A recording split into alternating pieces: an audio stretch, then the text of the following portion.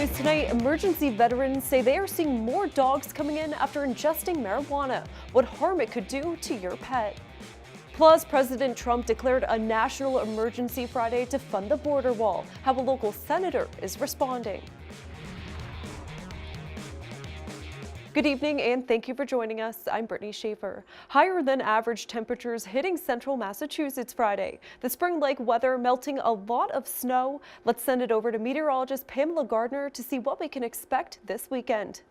Hey, good evening to you. We have a few showers still lingering in the forecast for the next few hours this evening, and those showers will taper off once we get into your overnight forecast. It will be mostly cloudy overnight too, as temperatures fall into the low 40s overnight. Eventually, we will get close to the freezing mark, and our exclusive in-house forecast model does show some lingering wintry precipitation falling from the clouds after midnight. Watch out for icy patches on the roads across Worcester County, the Worcester Hills, even towards Leominster there, 29 degrees, and towards southern New Hampshire back towards Boston, we get very, very close to freezing overnight. So it will be slick start to your Saturday, and overnight tonight we're down to 29 degrees for the ultimate low. Increasing clouds and that wind from the west-southwest. We start to get some cooler air in the next 24 hours or so. So the weekend is going to be cooler, but it will be nice and quiet. Saturday more clouds than sun. Sunday more sun than clouds, and great ski conditions. I'll have that forecast plus your 10-day in just a bit.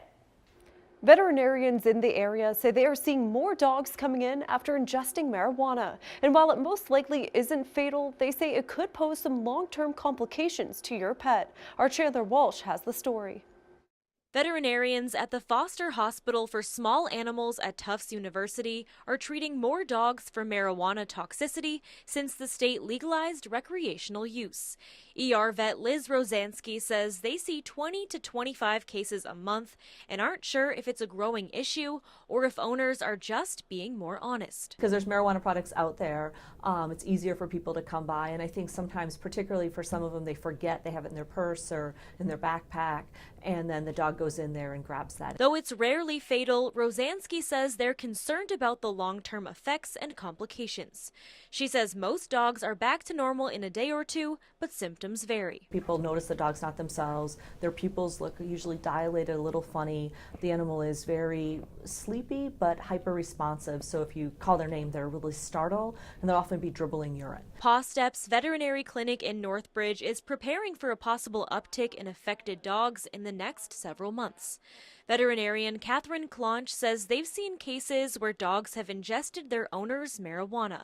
She says to be vigilant and be careful where products are stored. Keeping them up in a cabinet or a drawer somewhere that it's not going to be found, knocked over, gotten into, because some of those do smell like something dogs want to get into. Vets say dogs most commonly get into edibles. It's a concern because it affects them more since they typically weigh much less than their owners. The other side of it is that dogs are more sensitive, so they have more receptors for these drugs and they tend to bind more tightly, meaning that when the effects hit them, they tend to be more severe. Claunch says one bright spot, owners are becoming more likely to admit their dog found their stash of edibles since it's legal. If we don't think about it, we can't treat it, we can't test for it, we can't pursue it.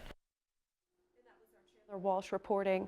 The city of Worcester has entered agreements with 4 more retail marijuana businesses. They include New Dia on Cambridge Street, Cultivate Holdings on Southbridge Street, Monroe Associates on West Boylston Street, and Sunmass 2 on Millbrook Street. The city says the retail and manufacturing sites are expected to create close to 300 jobs. The 4 shops still need final approval from the Cannabis Control Commission, Planning Board, and License Commission.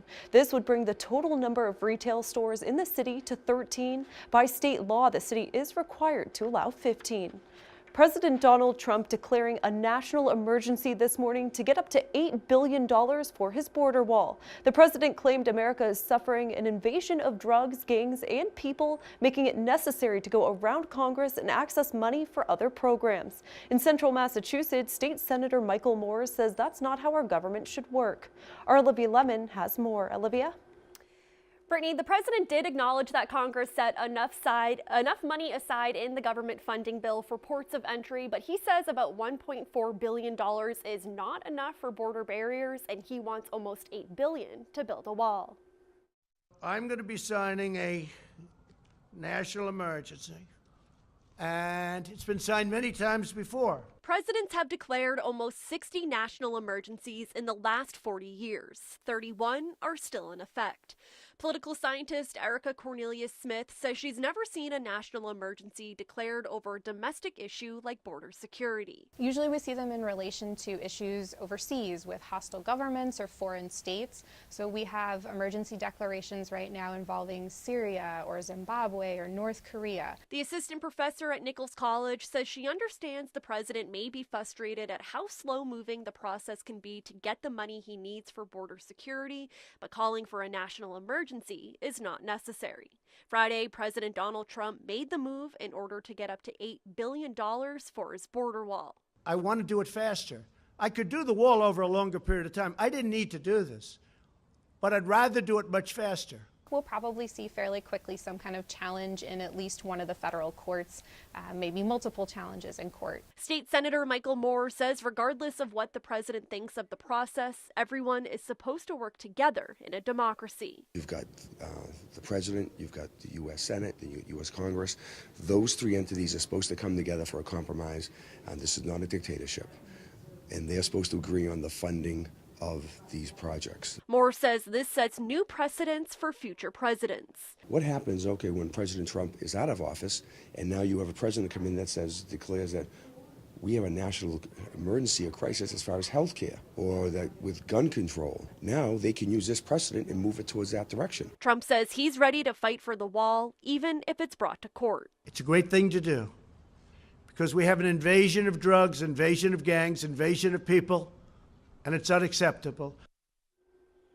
Now, Nancy Pelosi and Chuck Schumer also issued a joint statement calling the move, quote, unlawful and a power grab over a crisis that does, quote, not exist. Olivia Lemon, Worcester News Tonight. Thursday marked 1 year since a gunman opened fire at Marjorie Stoneman Douglas High School in Parkland, Florida. Members of the Nichols College community are among the survivors. Our Anna Botari has the story. They're my classmates. Some of them dear friends. On February 14th, 2018, Tyler Goodman was a senior at Stoneman Douglas High School. He was in a meeting with Nichols College recruiter Paul Brower when the fire alarm sounded. We hear Mr. Porter go over the PA and say code red. Moments later, they knew something was wrong. You could hear shots. You could definitely tell something serious was going on. They watched as hundreds of people ran out of his high school. We're like, wow, this is real. A gunman claimed the lives of 17 people. They were coaches and classmates of Goodman, ones he'll never forget. I knew Coach Hickson, Coach Aaron Feiss, Joaquin Oliver, Meadow Pollock, and Nick Dort. I came home from there. There's 17 families that didn't. And there's an entire community that knew those folks. And that was Anna Botari reporting. And Goodman, who is now a quarterback on the Nichols football team, wears number 17 on his jersey in remembrance of his classmates. The Worcester School Committee passed the Michigan model for total health excluding sexual education at their last meeting. So now the question is, where do they stand with sex ed?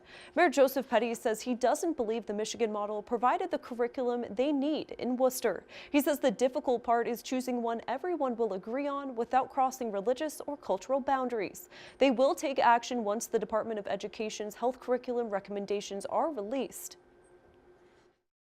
Once they define that, we'll put a team together, some experts, and figure out what the best course of action to go forward with and what company we want to basically hire or choose their curriculum to teach our kids.